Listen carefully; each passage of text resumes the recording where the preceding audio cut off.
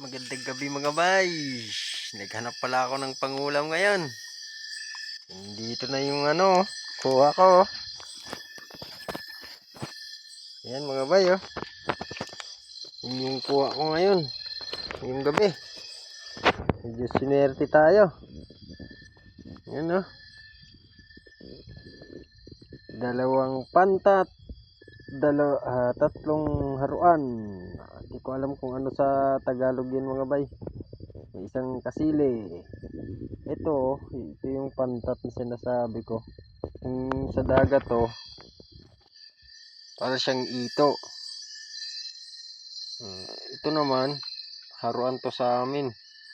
Yung ano sa Tagalog yan, hindi naman tinuro yan sa paaralan eh. Isang kasili. Yung kuha ko mga bay. Itak lang yung gamit ko kasi naiwan ko yung pana ko eh. Yan, tsaka ito pa mga bay oh. Kuha ko yan. Kunti lang yan. Mga bay.